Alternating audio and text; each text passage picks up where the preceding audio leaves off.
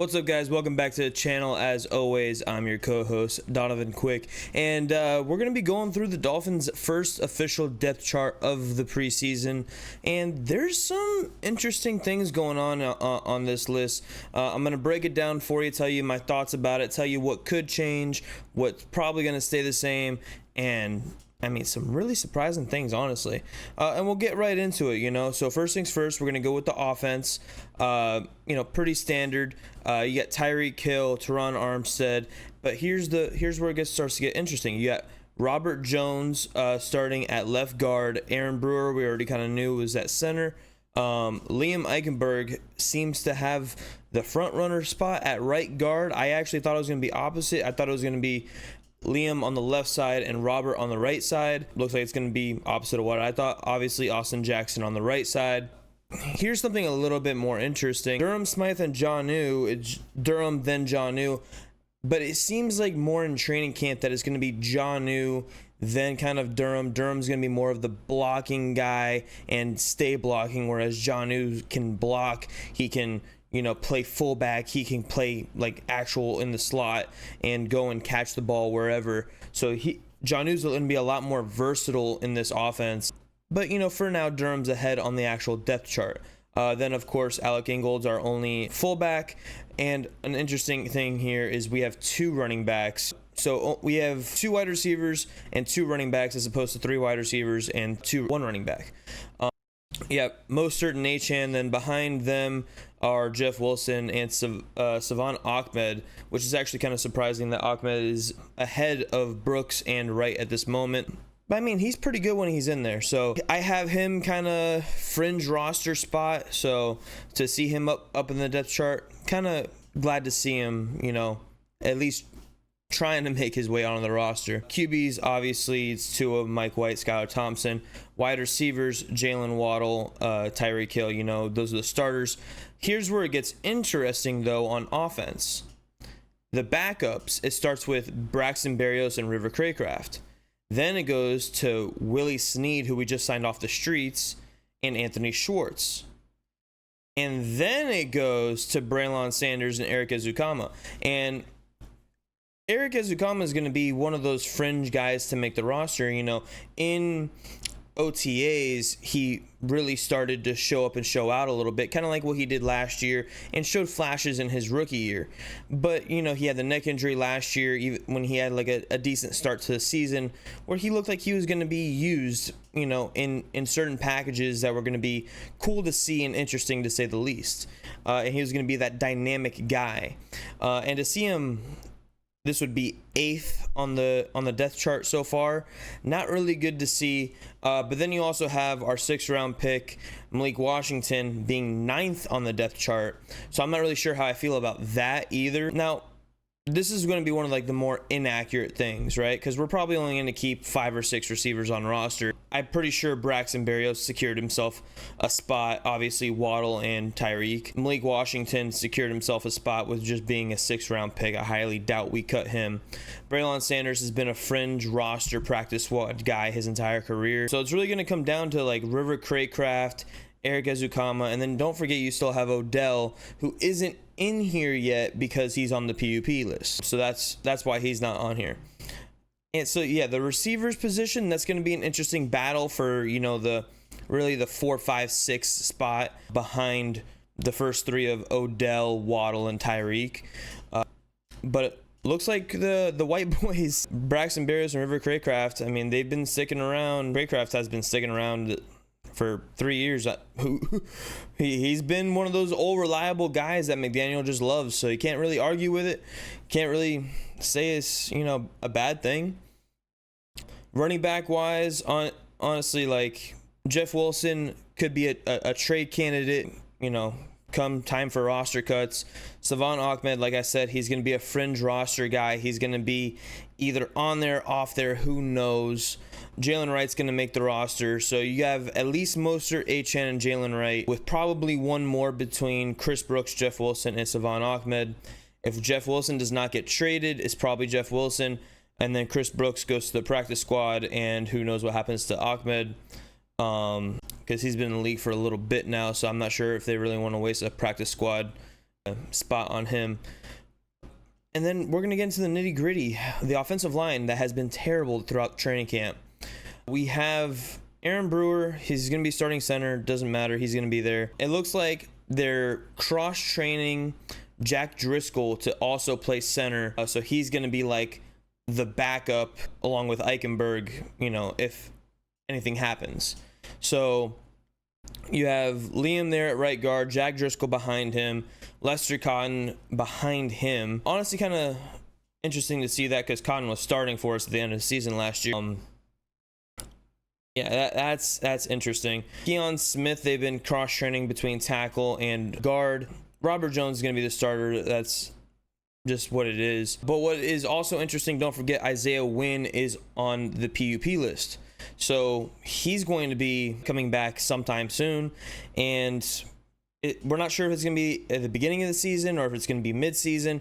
But Wynn is going to be coming back. And when he does come back, he's probably our best guard.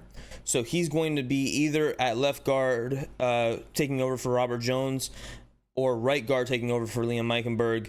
He did play left guard last year when he was healthy, so that's what I'm going to be eyeing there for him. And then Robert Jones can kind of switch between left guard and right guard. He's really good with that. And that's what I got for you for offense. Now we're going to transition over to defense. And with that being said, defense is interesting. So before we get into this, remember, Jalen Phillips, Bradley Chubb, Cameron Good, all on the PUP, all will not be listed on the depth chart. So, for your starting defensive tackles, running 3 defensive tackles. So, it looks like it's going to be a 3-4 scheme, even though it's kind of mostly going to be hybrid, but the depth chart reads as a 3-4. It's going to be Zach Sealer, Benito Jones, and Calais Campbell. Not really a surprise with Sealer and Campbell. Seeing Benito Jones there is really cool to see, honestly. Tier Tart as a backup, I like that. Jonathan Harris, Deshaun Hand, those guys have all stood out in training camp. It's going to be interesting to see how many defensive tackles they really keep on roster. Because we have all of these guys right here between second and third string. They're all kind of replaceable with each other. Brandon Peely's probably going to be cut because he can be stashed on the practice squad. He was a good depth guy, and he made some plays when he was in there last year. Had a really solid preseason last year. Ended up on our practice squad, came up to the active roster with all the injuries, and he played decently well when he was in there. Neville Gallimore, he's just one of those depth guys that is just, what you're going to get out of him. He's going to be a fringe roster guy. Payne is probably gone out of there. I don't think Mack is going to be making the roster either. So, and it's going to be interesting to see how many really defensive tackles that they keep on there, because I highly doubt we keep more than 6, and we have probably 8 that I feel comfortable with being on the roster. Now to the really interesting part.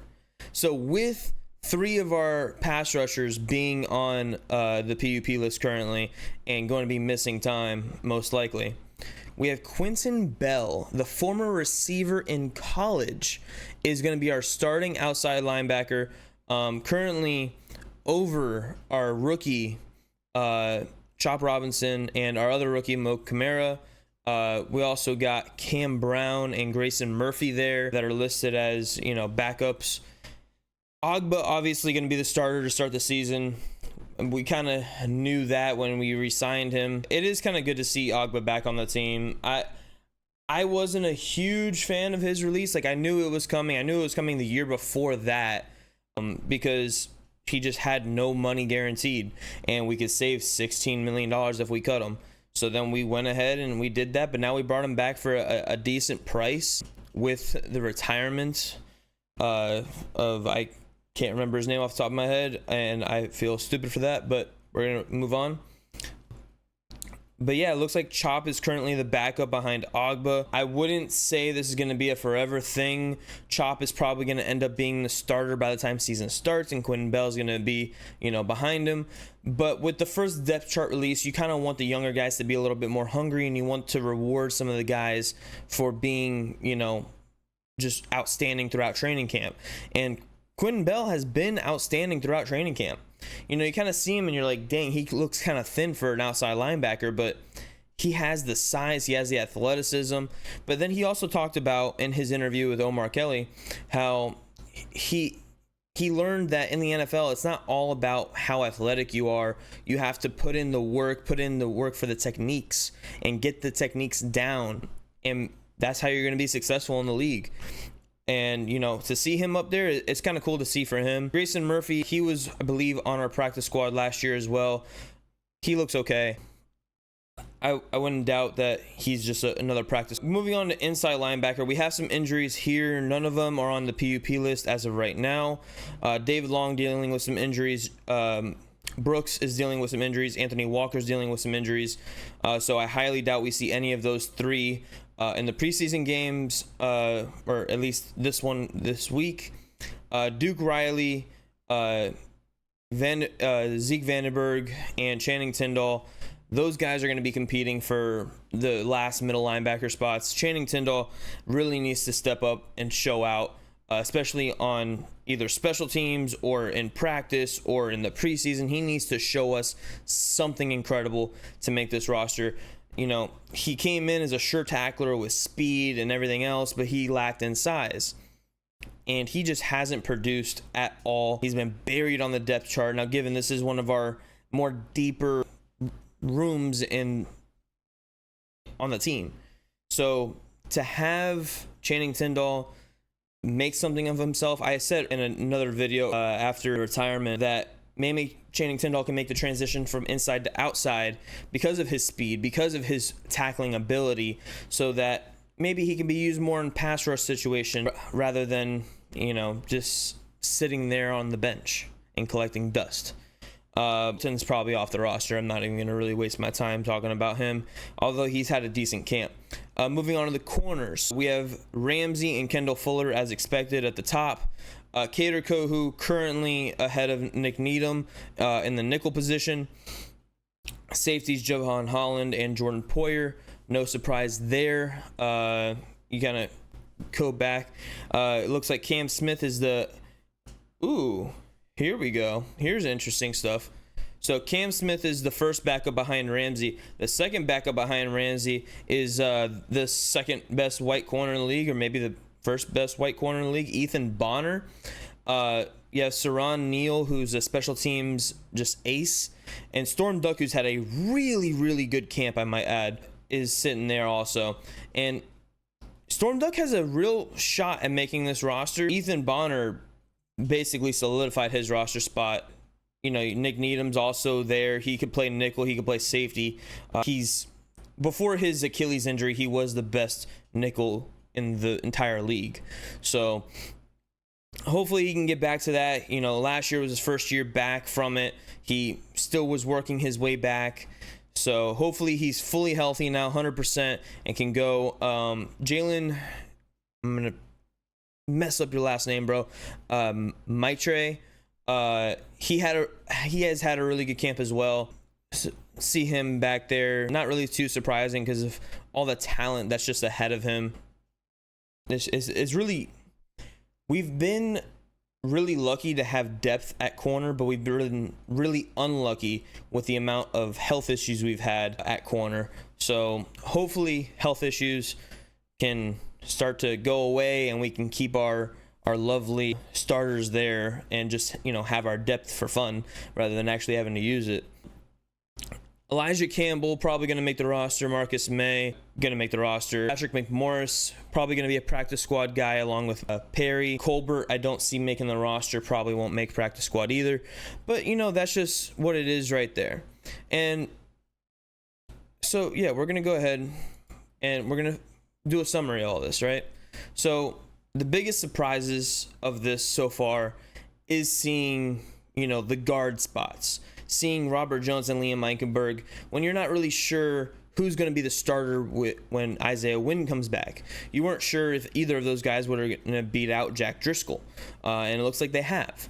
Then you move over to the defensive tackle side. You're wondering who's going to replace Christian Wilkins, and that looks like it's going to be Benito Jones and Calais Campbell. And then it's going to be interesting to kind of see what happens there. Then you got the outside linebacker spot. Who's going to replace Phillips and Chubb? And it's going to be by committee, folks, because Ogba don't got the gas tank like that to be playing 50 snaps a game. But, you know, if he can go in there and make something happen, then you have Chop and Kamara, and you have Quentin Bell, that the sheer athleticism on them, the youth that they have, the endless motor that they have to just go play after play after play. Hopefully that comes in handy. And I'm interested to see how the running back room starts to unfold a little bit, honestly. Behind Achane and Mostert, what happens with Jeff Wilson? Does he get traded? Does he make the roster? What happens with Ahmed? Does he make the roster at all? What happens with Chris Brooks? Is he on practice squad or is he on roster? All really good questions. If you guys even care about the specialist part, Jason Sanders, obviously no competition. Jake Bailey, obviously no competition. Then you have punt returner goes Berrios, Craycraft, Malik Washington, and then you have Berrios, Achane, Anthony Schwartz, Malik Washington for kick returner. So Achane could be out there for kick returns. I doubt they really want him out there for that, but it looks like they said hell no to punt returns for Achane. Don't really blame them on that. But yeah, that's what I got for y'all today. Let me know what you guys think about the depth chart in the comments below. Drop it down, drop a like, drop a follow, subscribe. Don't forget to do all that. And deuces. Have a good one.